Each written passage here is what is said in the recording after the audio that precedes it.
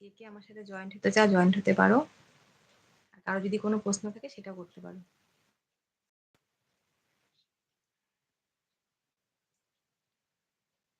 কেউ জয়েন্ট হওনি এখনো?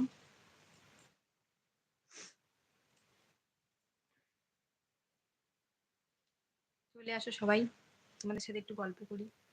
তোমরা কেউ কিছু জানতে চাইলে সেটা জিজ্ঞেস করতে পারো আমাকে।